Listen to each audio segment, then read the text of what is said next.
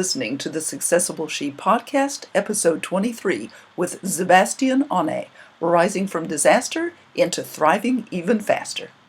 Hello, Queens, and welcome to the Successful She podcast, the success podcast for women on the move, opening the door and helping you soar, standing up for yourself and others with mind-blowing confidence, respect, and fun that leaves people raving about you for years to come. Hello, everyone. This is Dorothy Kuhn, the Successful She coaching mentor, and with me is Szebastian Onne. He is the Almost Naked CEO, entrepreneur maker, and branding and PR and media leadership consultant who has literally risen from being gang raped as a child, bullied as an adult in the workplace, suffered domestic violence by an ex-partner, and being homeless for almost a year, and has since built an empire of 4 brands that are living example of second chance leadership that Szebastian believes in. They are a multi-cause, non-binary altruist who's passionate about dog rescue, suicide prevention, mental health, women and trans rights, gender identity, and the right to be their Aussie bums out on the beach 365 days a year, if they really could. Their pronouns are they, them, theirs, and they believe in working with clarity, truth, courage, and resilience, using the power of creativity, engagement, and leadership to influence communities, individuals, and brands alike to dream big and make it happen. They are madly in love with sushi, yum, coffee, yum, iced tea, and a daily trip to the gym just to stay in shape, and secretly hope to be a parent to 5 beautiful children. One day soon, your mother will be so proud. Absolutely. Thank you for that wonderful introduction. Yeah, that's pretty much me. It is. And when we first met, I thought this is a bigger than life human being. And it's true. It's true. You are just absolutely bigger than life, and you have that spirit that leaps over the obstacles, and it's such a great characteristic to hold, to have that courage and fortitude to get back up and go again, especially in this age of coronavirus and this whole pandemic thing, where so many people need the kind of hope that your character brings to the fore, Szebastian. So what led you to do what you do? Well, I would say being an entrepreneur was something probably was in my genes because my parents have always been, and similarly, volunteer work, being an advocate for different causes, again, something I think I got from my parents because I started as early as at age of 13. I had my own non-government organization or not-for-profit organization with my parents, and Wow. that was really to uh, yeah, to actually help back in India, help women who are being either abused or going through domestic violence and things like that. And so my business and charitable side both have been really very interconnected. Mm-hmm. And so anything that I've done in business or charity, uh, I think for me, I just don't, I cannot see suffering of anyone. If I could, ideally, if I could, I would protect and rescue everybody. If you speak of the personality test and everything, apparently I'm a rescuer, and rightly so. That's who my parents are. That's who I have been, and that's what led me to do everything. My brands, if you look at my business or my charity work or anything really I do in my life, somehow is connected to my heart, connected to, I see myself, I just put myself in that position. And whether it's a dog, whether it's a human being, I just think, what if it was my life? How would I feel? How would I survive? And what would I do? So I look at not just as charity, but also what opportunities can I create for people and animals and the planet to just have it better. Yes. That's all. And that is such a good thing to do because we are wired for connection, and we connect most easily with other people who are like us. uh, and the stretch for so many of us is to be able to connect with people who aren't like us. And Absolutely. like I have people in my family who are gender fluid. I have people in my family who are, of very different parts of the world, different cultures, different colors, all that kind of stuff. And it has been, from my perspective, as a Christian woman, that God made us all to work together the best we can. And so I'm trying to always up my game on that. And I think that is the right kind and honoring thing to do for anyone. Right. And what I believe also is, Dorothy, I, I know I absolutely still say, that I'm an atheist, but what I learned from my father was really, what is religion?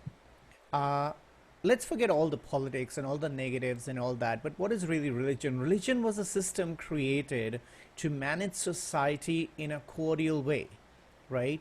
So even though I am not religious, I have read through five different religions. Mhm. The scriptures, I understand all of them, I understand the meaning, and I look at all the scriptures, whether it's Christianity, whether it's the Bible, whether it's the Quran, whether it's the Bhagavad Gita, whether it's the Sikh Guru Granth Sahib, whether it's Buddhism, all the five that I've read about in all the scriptures that I've read, I see it as a science to bring people together, to manage society, to make sure everybody is safe, secure, loved, and protected, and has an opportunity to grow. That's how I see religion, and that's why, despite being an atheist, it's not difficult for me to be friends with people of religion or belief, because for me, as long as your message is love, kindness, collaboration, community, I don't care what you believe in, really. I so get that, and I completely agree. As I'm a Christian because that's the faith that I have grown up in and studied, and I haven't given that much attention to others. But I will tell you, in to support your very very well articulated view, that the only lady pastor that I have ever had in my life, Dr. Gail Landis, she's absolutely brilliant.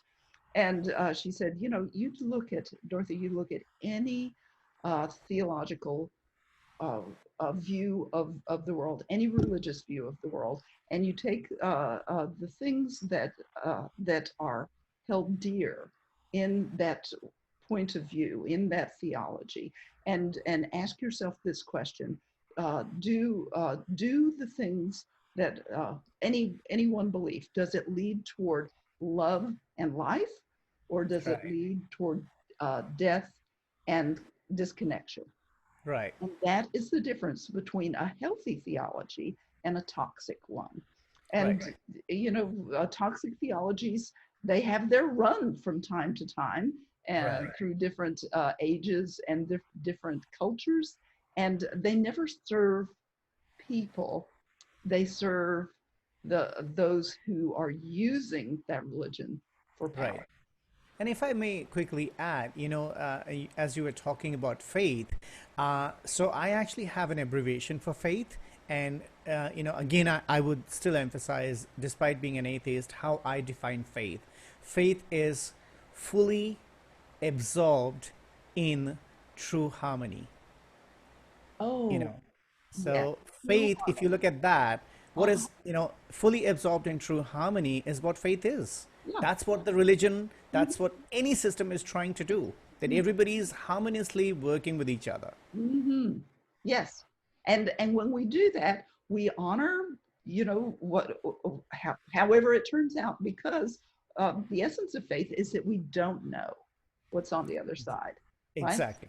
Yeah, And so when we're honoring what we can imagine it might be, yeah, that being honorable to one another is the best way to honor however you hold the divine. exactly.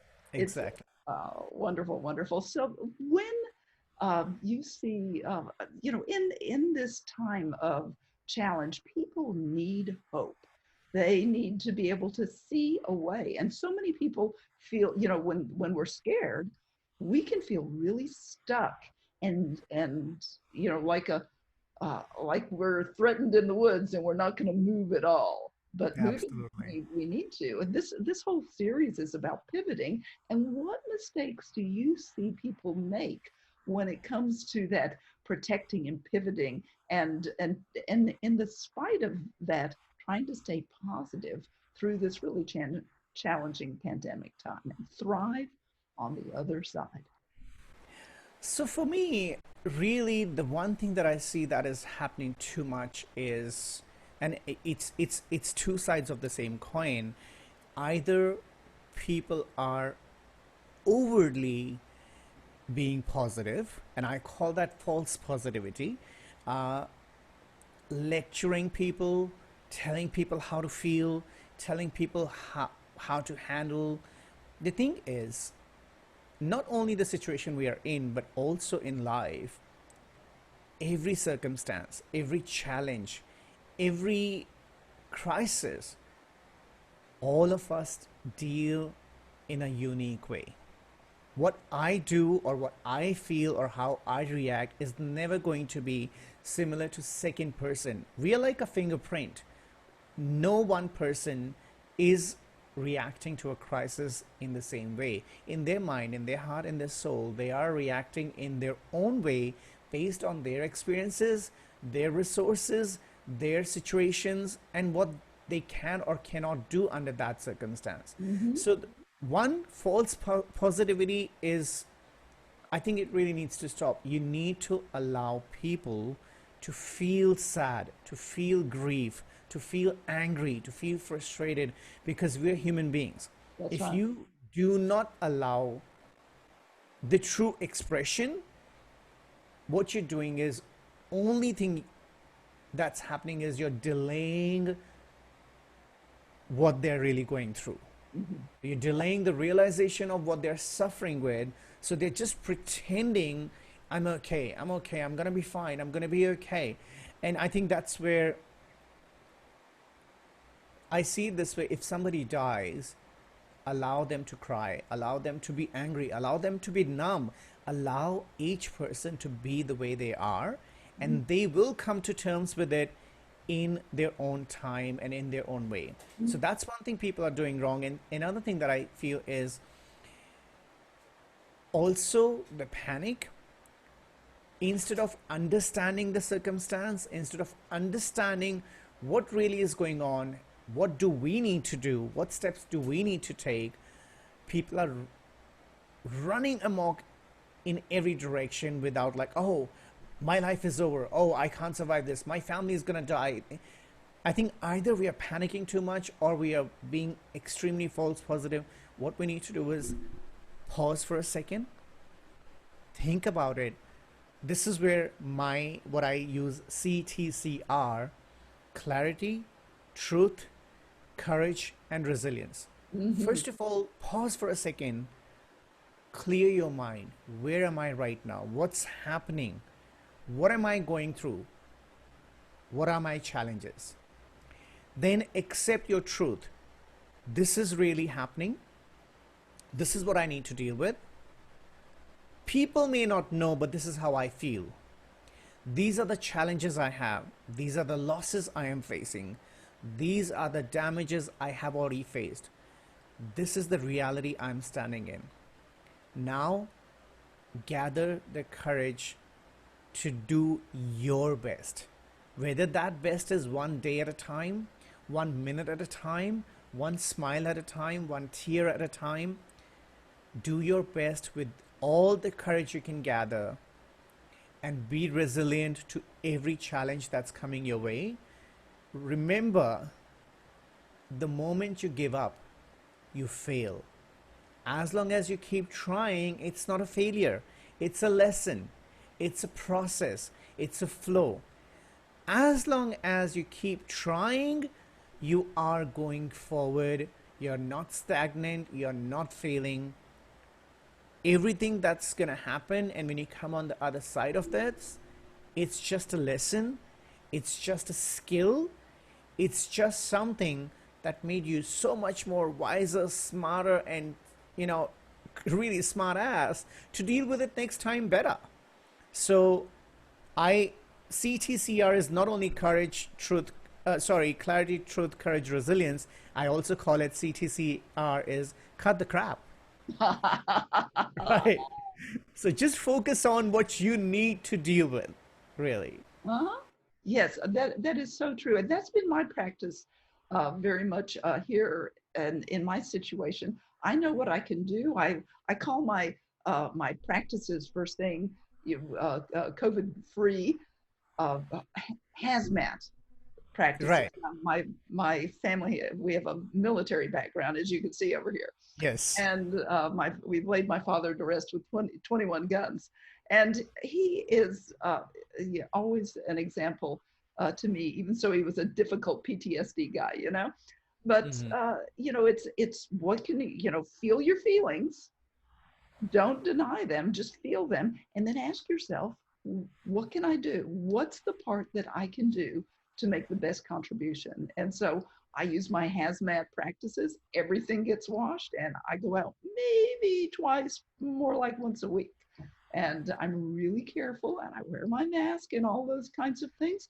And I take my little tiny dog that you can, you know, it's a carryable dog. I never thought I'd have a dog like this, but she's really cute, and it's so good to take her and cheer people up, because people need cheering Absolutely. up these days. They really, really do.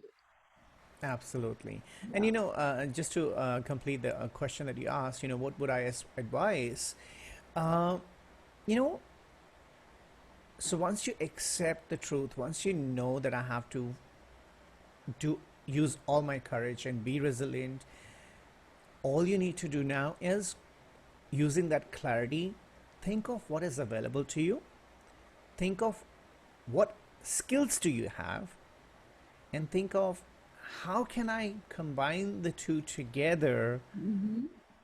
not only to survive but create something and make it useful for everybody else around me. And that's where you have a business. That is so true. And I ask myself that question every day. Who can I serve, and how can I reach them? Whom can I serve, and how can I reach them? And you know, when you come with that giving heart, people get that. They get that you care, and they will do anything they can in return. Absolutely. And Absolutely. you never know what how it's going to show up. It's just extraordinary. Absolutely. So you have been just a brilliant example of throughout your life of Thank you. uh, just overcoming adversity. If you could tell all of our listeners, you know, your best thoughts or steps to be able to take adversity and turn it into something really, really, you know, wonderful. I mean, the business that you have now is extraordinary. I'm so proud. What would Thank you you. advise? Thank you. So, see, I see it this way: a challenge and a scarcity, not in terms of mindset, but scarcity of availability of resources, Mm-hmm. uh, a shortage and something not happening for you is actually an opportunity for you to invent a way to bring a solution to something that nobody else had, Right. right? And once you identify that this is what I've got, this is what I Mm-hmm. can do, this is my skill, Mm-hmm. you need to create a design in your mind. You need to create a path. And the Mm-hmm. path has to be very simple. With my skill set, with my resources, how can I add value to anybody I'm interacting with and leave them with a feeling that they want to come back and talk to me again? And the minute I'm able to create that relationship, I have created a need. I've created a reliability for them where they can go and receive that service again, whether that service is counseling, whether that service is doing a website, whether that service is walking somebody's dog. I need to find their need. I need to see, do I have the right skills, and I need to use them authentically. If I don't know everything, I shouldn't claim I know everything. Say exactly what you know. Tell them, hey, here's what I can do, and I know you need this. Here's what I can do. How about we start with this, and I will learn with you. I Mm-hmm. will learn your needs. I will learn the process with you. We'll make some mistakes maybe, but let's use the best we can of this situation and create something. And this is where really I say, you know, I call it to inspire influential. Now I created that word from influence and CEL, where I say use the power of creativity, engagement, and leadership to inspire people, to influence people, brands, and communities alike. It's not just a quote, it's something I do. You have to be creative. How can I serve? You Mm-hmm. have to find a way to engage with the people who need your service. Mm-hmm. And then you need to confidently lead them, them and your team and your family and your friends into being able to make use of that service or product or your time or your advice, so that you can actually bring the community together. You can help the brands, because here's how I see it. If the community is strong, if you're empowering every individual, they're going to go and buy. When they're going to go and buy, they're going to create, you'll need brands. When you Mm-hmm. need brands, you will have demand and supply, and the cycle, everything that was coming crashing down will now resurface Mm-hmm. just in a different way. Just in a different way. Mm-hmm. Right. It's so So true. that's really it. Mm-hmm. And so when people find that different way that they can serve, and do you have any tips to have them, like stick to it? Because in the beginning, in particular, it's not always easy. So what are your stick to it kind, and make sure that you uh, really get to the place where that vision is calling you. Absolutely. So I'll go into a little bit different angle here. When you're going through these challenges, the first thing that is affected is your mental health. And I like to call it mental fitness, because it's not just health, it is fitness. For your workout, you go to the gym, you don't call Mhm. it physical health, you call it fitness, right? So mental fitness is first of all affected in time of any challenge, any kind of challenge, whether this is a pandemic, whether it's physical health, emotional health, anything. So first thing, when you're dealing with all of this, focus on your mental health. See what your mental challenges are. And Mhm. I speak from my experience. I have 5 mental fitness challenges. I have PTSD, I suffer through depression, I have neurophobia, I have anxiety, and I have insomnia. All 5 combined together is a really bad cocktail of mental fitness, right? So for me, to top it all, I have ADHD, which doesn't help, because you're trying to deal with all of that, and then you're not even able to focus. And as an entrepreneur, I need focus. Mhm. As a family person, I need focus. So when all of that happens, first of all, you need to really, I go back to the drawing board again, say the same thing again, clarity, understand what your challenges are, Mhm. where you're beginning with, right? And not only skills, also see what your shortcomings are, and now what can you do despite all of that, and how do you stay focused? Because in a situation like this, you can start, you can get all excited about something, but you can very easily lose focus if a little bit more difficult thing happens, or if you fail in a step and you're like, oh, you just give up. So what you need to do is, instead of a long list of things to do, make a very short list. I'm going to achieve these 3 goals only. And I Mhm. actually have, I learned something, I don't remember right now, but somebody said there are no priorities. You have a priority. You have to have one priority at a time. At a time. Focus on that priority, get that done, Now move to the next priority and the next priority. If you have a list of priorities, then you don't have a priority. You're very confused, Yeah, right? that is so true. And, I will, my method for doing this is before I go to sleep at night, I will write down three things that are my must do's for the next day. And that way, I'm not thinking about them or dreaming about them, but I've written them down, and my subconscious mind, however long I sleep, will be working on ways to just to smooth the path. And that Right, is my number one productivity a right. suggestion to anyone. It really works. But you do have to have the discipline to take 2 or 3 minutes to And write it also down. not just discipline as well, you also need to be ready that when you fail, you're gonna beat yourself up. You're gonna blame yourself. Be ready again, that's where the resilience comes in. Be ready to pick yourself up. Not the false positivity, but be ready. Hey, you know what, I did screw up, but let me see how can I fix it. And I also say, as I was talking about priority, so don't, in your to-do list, don't write I'm going to complete the file. Don't write I'm going to clean the house. Don't write I'm going to clean the kitchen. Instead write I will vacuum the house. Now you exactly know what you're going to do. Exactly. I It's will clean the finite. kitchen It's not benches. something that goes on and Exactly. Because cleaning the house means a lot. on. It It means a does. lot. Mhm. So It's have, too big a I chunk. will, I will clean the kitchen benches. I will do the dishes, Mhm. right? Have a very clear list Yes. of achievable targets.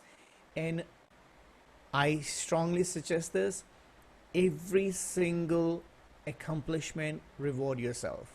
Mhm. Whether that reward is 5 minutes of nap, whether it's a little candy, whether just go for a walk, anything really. Anything, just lifting your arms up and going, for just a minute Abs- or two. That will, Absolutely. it's so funny how just having a wonderful position of victory will trigger your brain to release those yummy, yummy, happy brain hormones.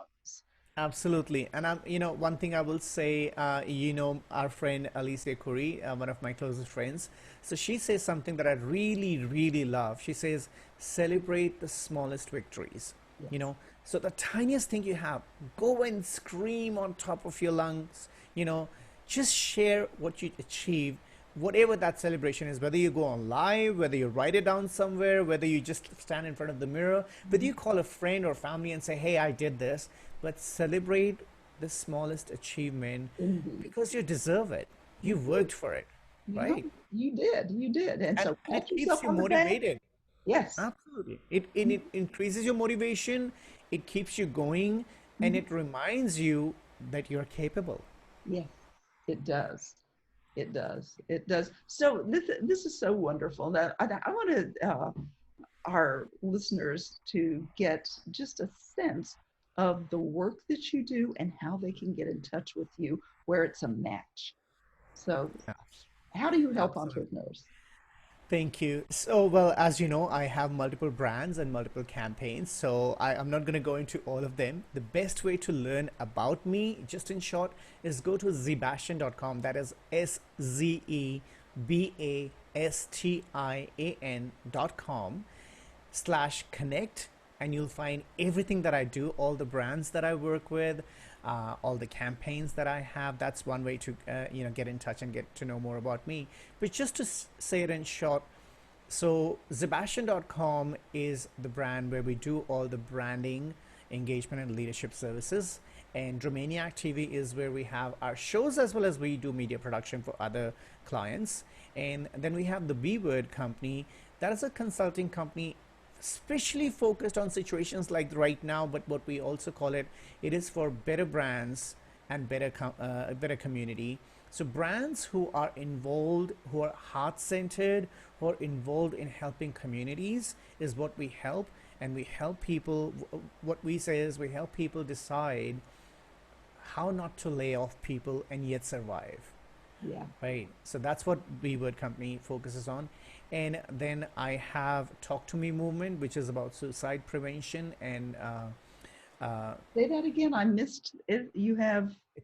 it's Talk to Me movement. Oh, the So Talk to Me movement. Okay. Talk to Me movement, it's about suicide prevention, mental health, and really sort of gender identity. Because what I say is a lot of people just want to hear what's going on, talk to me. Hmm. They don't want to. I think the question "How are you?" or "How are you feeling?" is not the right question. Instead, you need to say, "Hey, talk to me," Talk to me. Hey, talk to and me. people will, And they and will. you could save a life. Yeah, Yeah.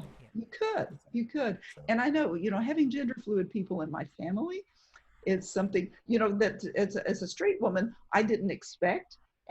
But when it showed up, it's like, oh, I get her now.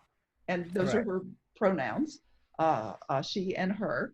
Still, and yet gender fluid and just the most amazing human being on earth. uh, just my daughter just wows me every day. And her courage, she has the courage that you have. And she has some challenges that are similar to the ones that you have. And it really, she's done her work.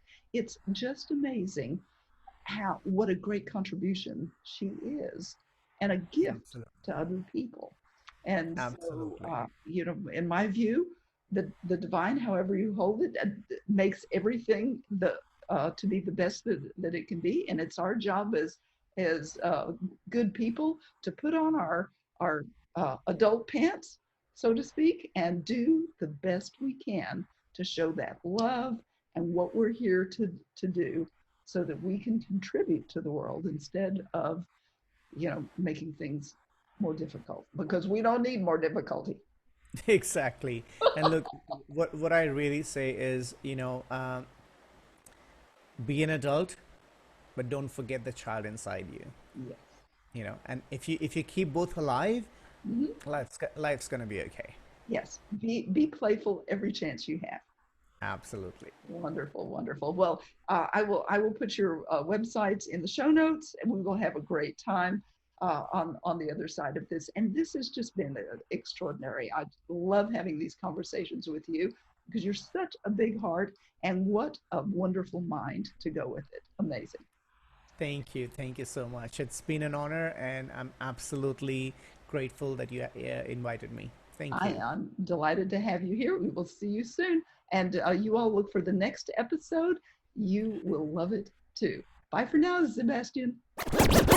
Hold on. Before you go anywhere, I want to make sure you know how much I appreciate your listening ear on the Successful She podcast. And as such, I want you to know that I don't only want to make a difference here to you on the podcast weekly, but actually I want to be in there with you in your business, in your life, every single day, helping you overcome the things that other people can shock you with, so you can avoid shocked response syndrome and transform from stewing, shouting, shrinking, or shunning those people who don't respect or appreciate you, those situations that get in your way and even stop you, so that instead you'll be standing up for yourself with confidence, respect, and fun, and drive the results you want and honestly that you deserve. So I want to invite you to our free Successful She community of practice for you, the woman who knows there's more for you in your business, in your personal life, and in your social life.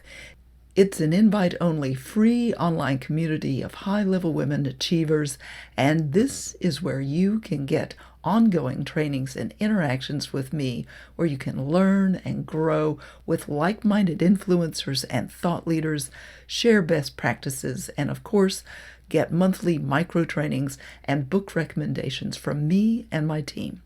So our members range from women who own and lead businesses, professional women, to women who lead in your community, family, and movements. We would so benefit from having you, and we know you will get so much value out of this group as well, especially if you really appreciate what I bring you on the show. So if you do, head on over to dorothykuhn.com/community. That's where you'll have the opportunity to join the Successful She community of practice. We host it on Facebook, so go to dorothykuhn.com/community, answer a couple of questions, and then request the invite. We'll check you out and can't wait for you to join us inside our group. Thank you for listening. Success will be yours.